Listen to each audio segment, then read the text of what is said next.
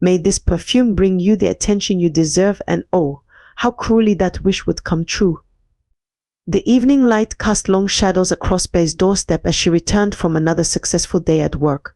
Her heels clicked against the polished floor of her apartment building's hallway, the sound echoing off the walls like a metronome marking the end of another busy day. Bey's natural charm had always drawn people to her. Her colleagues often joked that her smile could light up even the dreariest Monday morning meetings, and her laugh had a way of making everyone around her join in, whether they got the joke or not. As she approached her door, something caught her eye. There, placed precisely in the center of her welcome mat, sat an elegantly wrapped package. The paper was a deep midnight blue, tied with a silver ribbon that seemed to shimmer under the hallway lights. Bey glanced around, but the corridor was empty. No card, no delivery person, just the mysterious gift waiting for her. Inside her apartment, Bey carefully unwrapped the package, her curiosity growing with each layer she removed. The box itself was simple but expensive looking, made of thick black cardboard with silver edging. When she finally lifted the lid, she found a crystal perfume bottle nestled in black velvet. The bottle was a work of art, clear crystal cut in intricate patterns that caught the light and scattered it like diamonds, topped with a golden spray nozzle that looked like it had been dipped in actual gold. A small card lay beside it.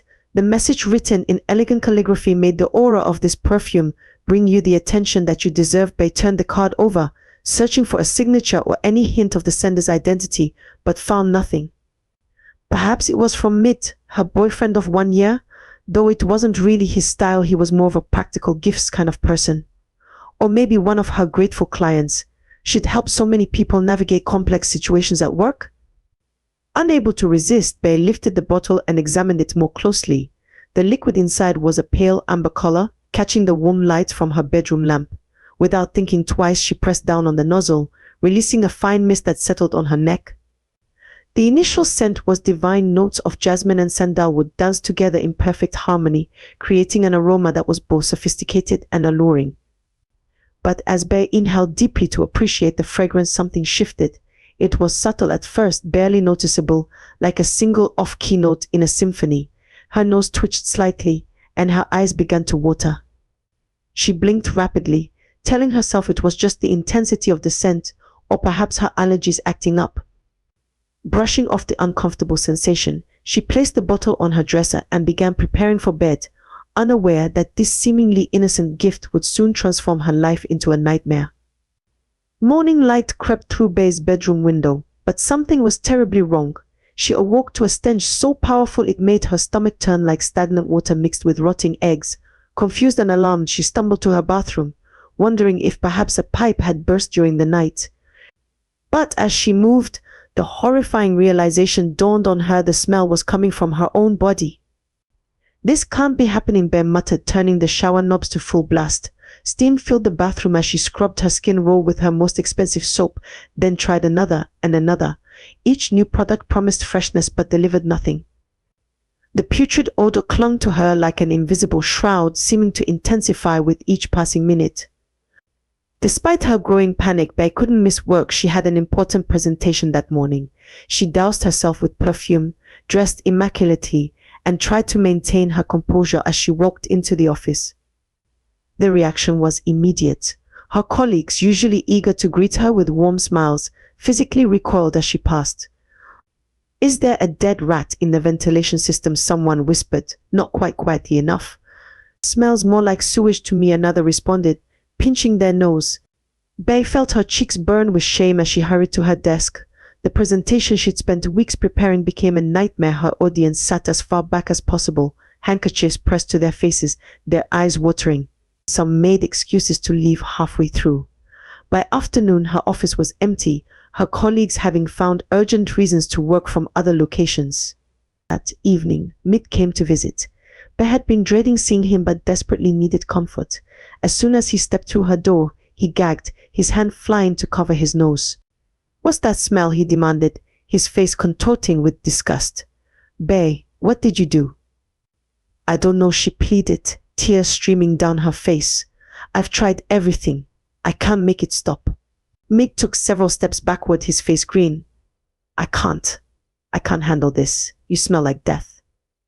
like something that crawled out of a grave.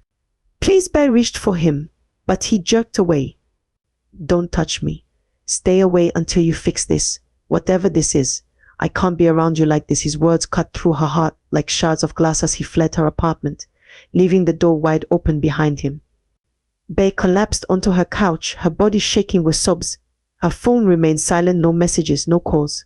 Her social media notifications, usually buzzing with activity, had gone quiet. In just 24 hours, her world had shrunk to the confines of her apartment, her vibrant social life evaporating like morning dew.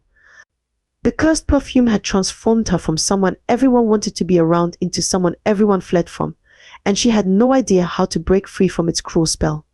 In her darkest hour, Bay called the one person she thought she could always trust, Tor. Within an hour, her best friend arrived, concern etched across her face. Though Bay noticed Tor's slight flinch at the smell, her friend pushed through it, wrapping her in a tight embrace. Tell me everything, Tor said, settling beside Bay on the couch. Her presence felt like a lifeline in Bay's increasingly isolated world. Bay's voice trembled as she recounted the mysterious gift, the perfect scent that had turned putrid, and the devastating aftermath. When she mentioned the perfume bottle, something flickered across Tor's face, an expression Bay couldn't quite read. Show me, Tor demanded, following Bay to the bedroom, where the crystal bottle still sat innocently on the dresser. Without hesitation, Tor grabbed it, studying it for just a moment before hurling it against the floor. The bottle shattered, its contents evaporating instantly in a shimmer of golden mist. Tor, Bay exclaimed, startled by her friend's sudden action. We could have had it analyzed or...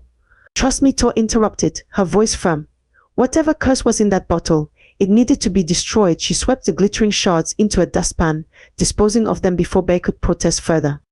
That night, Tor insisted on staying over.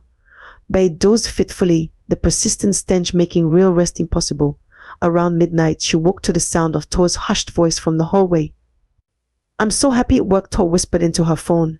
Yes, exactly as planned. No, she doesn't suspect anything. Bay's heart froze. She lay perfectly still as Tor crept back into the room, standing in the doorway. Through barely opened eyes, Bay watched her friend's silhouette, noting how Tor seemed to study her with an unnervingly calculating gaze. The next morning, Tor left in a hurry, citing a work emergency. Bay sat alone in her apartment, her mind racing. Why had Tor destroyed the perfume so quickly? What plan was she talking about on the phone? The questions gnawed at her like hungry rats. A knock at her door startled her from her thoughts. Opening it, she found Yi standing there, a blast from her past she hadn't seen in 2 years. He'd always been kind to her, always wanted more than friendship, though Bay had never reciprocated his feelings. Bay, he said softly, his face showing concern rather than disgust at the smell. I heard you were going through something difficult. I'm here to help. As Yi stepped into her apartment, Bay felt a complex mixture of emotions: relief at having someone who seemed unbothered by her condition, gratitude for his support, but also a nagging suspicion about his timely appearance. With her trust in Tor shaken, she wasn't sure who to believe anymore. Yet something in Yi's gentle demeanor made her want to open up, to share the burden of her mysterious affliction with someone who might actually have answers. The weight of suspicion finally became too heavy for Bay to bear. She invited Tor over, her heart pounding as she prepared to confront her oldest friend. When Tor arrived, her usual warm smile felt like a dagger to Bay's heart. How could someone she trusted so deeply betray her? I can't keep pretending everything is fine, Bay burst out, her voice trembling. The way you destroyed the perfume without even examining it, that phone call I heard you make that night, and the way you look at me sometimes. Like you're enjoying my suffering. Tell me the truth, Tor. Did you do this to me? Tor's face transformed from concern to disbelief, then to hurt. After everything I've done for you, she whispered, her voice breaking. I stayed when everyone else left. I held you while you cried. I endured this horrible smell just to be by your side, and you accuse me of causing it. Staying doesn't prove innocence, Bay shot back, but her voice wavered with uncertainty. Tor's eyes filled with tears as she grabbed her purse. You've changed, Bay. The friend I knew would never accuse me of such evil. The door slammed behind her, leaving Bay alone with her accusations and doubts. Yi arrived shortly after, finding Bay curled up on her couch, tears streaming down her face. He sat beside her, seemingly unbothered by the stench that had driven everyone else away. "I think I know someone who can help," he said softly. "A prophet my friend recommended. He's powerful. He might be able to break whatever curse this is." The prophet arrived the next day, his presence commanding respect. His dark eyes seemed to peer straight into Bey's soul as he examined her. "You carry a curse, my child," he declared solemnly, "placed by someone close to you, someone who envies your light and wishes to see it dimmed." Bey's thoughts immediately went to Tor as the prophet handed her a small vial of cloudy liquid. "Drink," he instructed. "It will cleanse the curse from your body." The liquid burned like fire as it went down, causing Bey to cry out in pain. Her skin felt like it was being stripped away, layer by layer. Just when she thought she couldn't bear it anymore, the sensation stopped. Bey took a deep breath, and for the first time in weeks, she smelled nothing but clean air. Yi pulled her into a tight embrace as she wept with joy. In the weeks that followed, he never left her side. He was there as she rebuilt her life, as her smile returned, as her skin began to glow again. His devotion touched her heart in a way she'd never expected, and when he asked her to marry him, she said yes without hesitation. After all, he'd stood by her through her darkest moments. Surely that was what true love looked like. The evening at Jiai's house should have been perfect.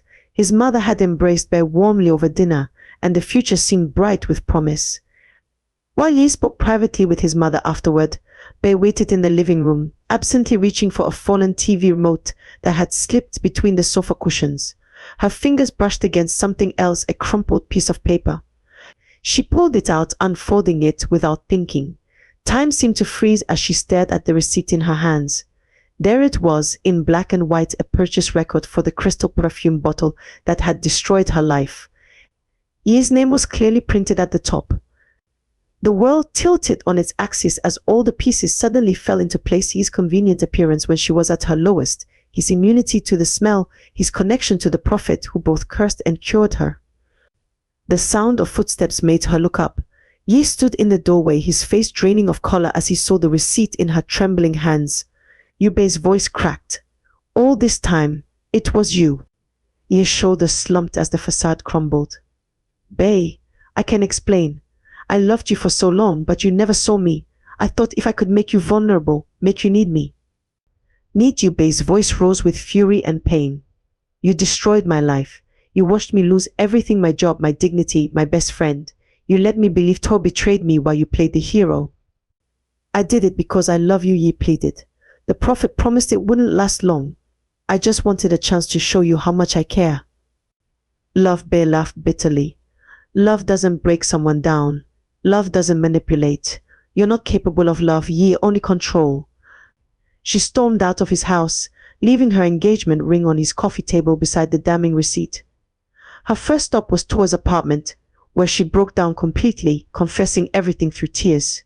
Tor held her, stroking her hair as Bey apologized for doubting her. "That phone call," Bey whispered. "The one I heard that night." Tor smiled sadly. "It was about my mother's birthday surprise. My brother was calling to say the party plans had worked perfectly. I stayed with you that night instead of attending, because you needed me." The realization of how thoroughly she had misjudged her best friend made Bey weep harder, but Tor's forgiveness was immediate and complete, showing Bey what true friendship really looked like. In the months that followed, Bey rebuilt her life brick by brick. She found a new job, reconnected with old friends, and learned to trust her instincts again. The experience had taught her painful but valuable lessons about love, friendship, and the masks people wear. Most importantly, she learned that true strength isn't about never falling, but about rising again with wisdom earned from the fall.